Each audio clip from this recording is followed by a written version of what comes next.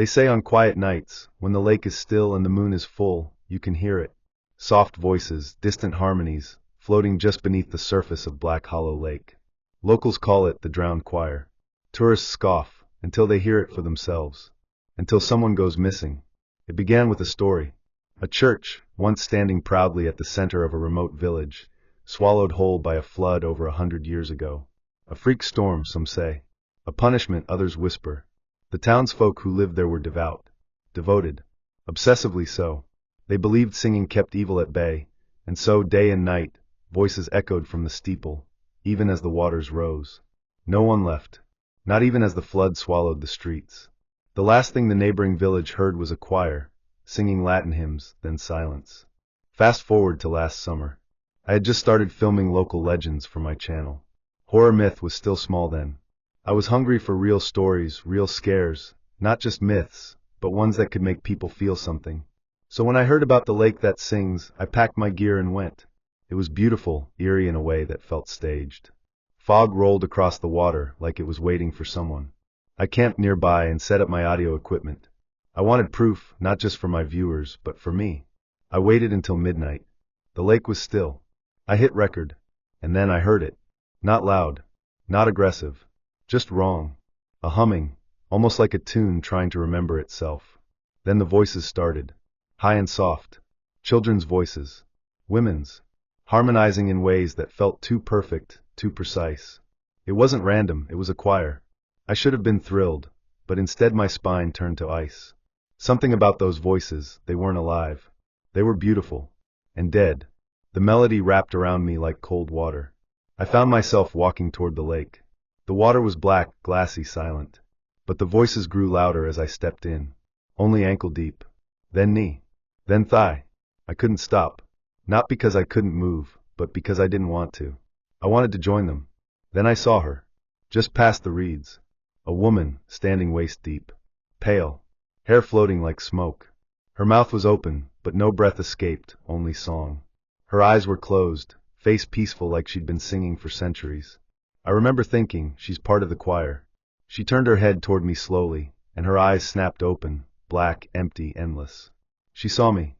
My brain screamed, but my feet didn't move. The melody pulsed like it was inside my skull now. The song shifted, darker, minor notes, less inviting, more hungry. The choir behind her began to rise.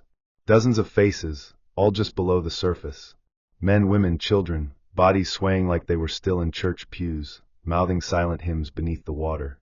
That's when I knew, these weren't ghosts singing for salvation. They were calling replacements. I don't know what saved me.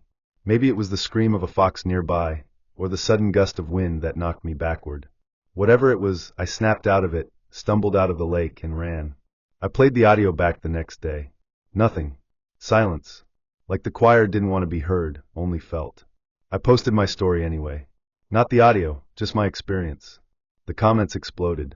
Dozens claimed they'd been to Black Hollow, and heard it too. A few said they'd seen the cantor, the lead singer, the woman in the water. One guy said his brother never came back after going there on a dare.